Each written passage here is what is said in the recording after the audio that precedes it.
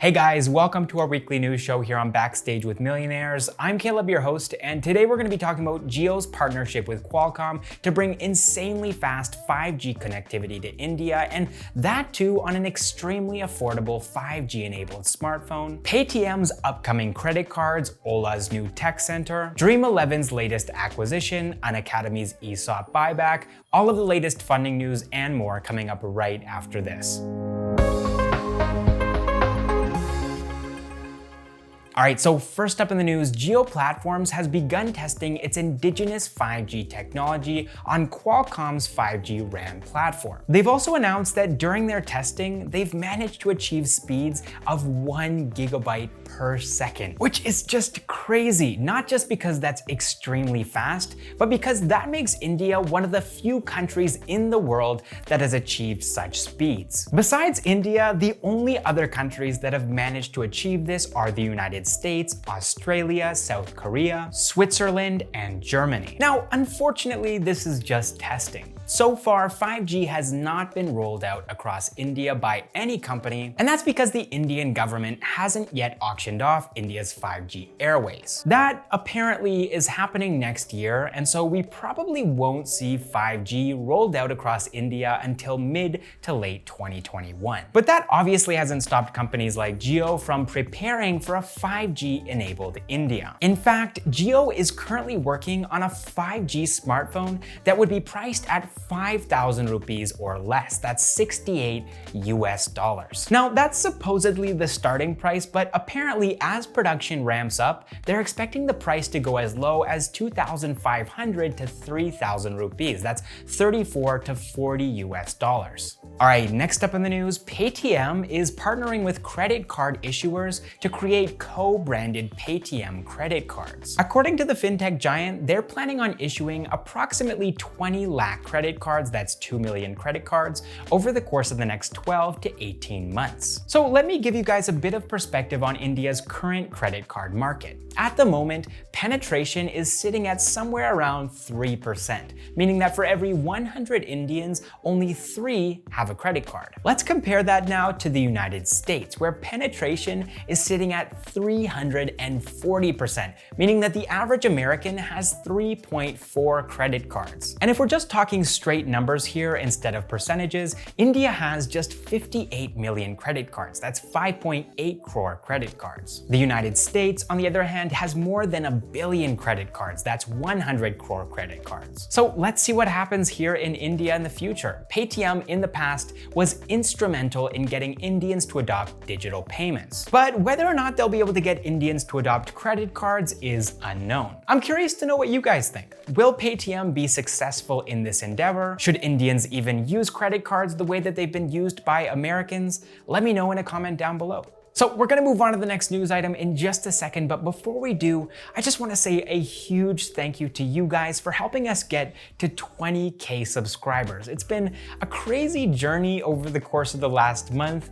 It took us 21 months approximately to reach 10K subscribers. And now just 2 weeks later, we've hit 20K, and we owe it all to you. So on behalf of the entire Backstage with Millionaires team, once again, I just want to say a huge thanks to each and every one of you guys for liking our videos, for commenting on our videos, for subscribing in the first place, and just constantly being a source of encouragement and support for us. And speaking of the Backstage with Millionaires team, we are now a team of 5. We started this month as a team of 3, now we're a team of 5, and that's because we want to create even more videos for you guys, and we want to increase the quality of these videos, and so we've decided to onboard 2 new team members to help me with a lot of the editing work. Editing, as you probably already know, takes a significant amount of time, and so actually what we're going to be doing with this particular video is everything that you've seen up until this point was edited by me, but moving forward for the rest of the video, it's actually going to be edited by these 2 new team members. Now, while I have been editing Backstage with Millionaires videos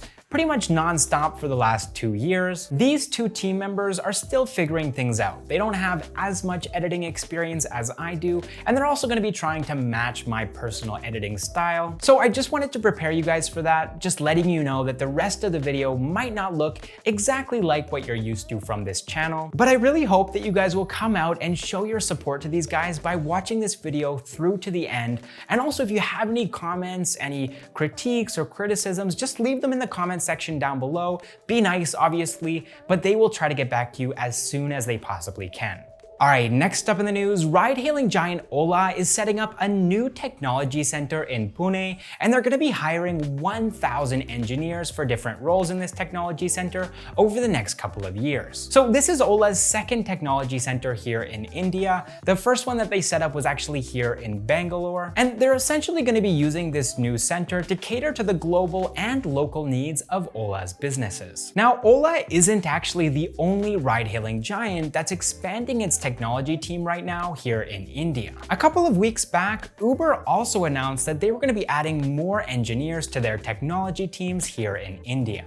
All right, next up in the news, fantasy gaming unicorn Dream11, according to Inc42, has acquired AI-based fantasy sports platform FanDuniya. Founded in 2018, FanDuniya offers sports news coverage, statistical tools, and AI-driven models to help fantasy cricket players to make informed decisions. This acquisition is going to help Dream11 to strengthen their fantasy gaming segment by adding more features to their platform.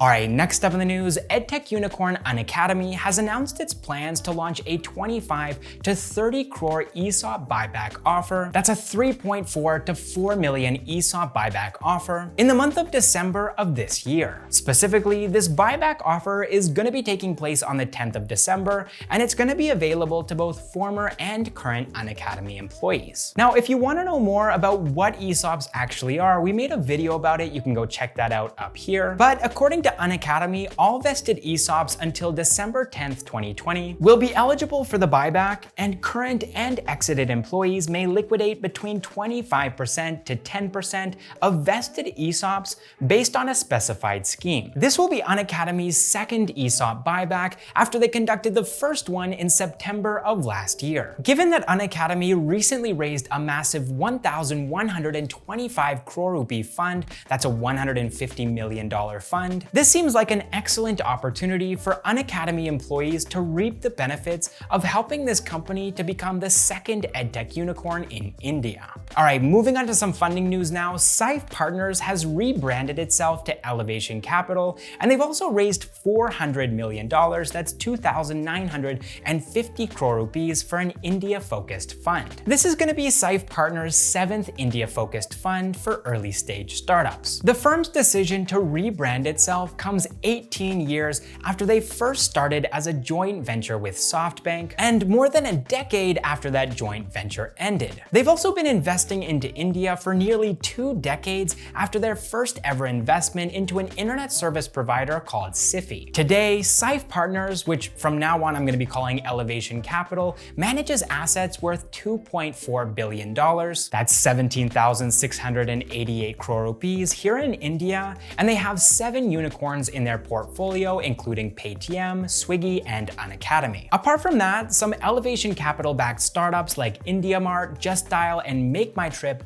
have gone on to become very successful public companies. All right, next up in the funding news, Dukaan, which offers a digital storefront for small merchants, has raised $6 million, that's 44 crore rupees, in its seed funding round from Matrix Partners India and Lightspeed India Partners. They've also raised these funds from nearly a dozen angel investors, including Haresh Chawla, who is the founding CEO of Network 18 and Viacom 18, Ryan Hoover, who's the founder of Product Hunt, Jitendra Gupta, who's the founder of Jupiter, Shashank Kumar, who's the founder of Razorpay, and Kunal Shah, who's the founder of Cred. Founded by Sumit Shah, Subhash Choudhary, Anurag Meena, and Kaustubh Pandey in 2020, Dukaan enables small business owners to create a digital storefront where they can list their entire product inventory. They can then share the link to their online store with their customers using WhatsApp. The startup claims to have helped more than 2.7 million merchants, that's 27 lakh merchants, to go digital, and they're planning on using these fresh funds to expand their services to 60 million small and medium-sized merchants, that's 6 crore small and medium-sized merchants, while also adding a ton of new features to create a complete product suite for their clients. And before we move on to the next news item, I think it's worth pointing out that this is happening at a time when Dukaan is currently fighting a legal battle with Kadabuk, which has resulted in their app being taken off of the Google Play Store.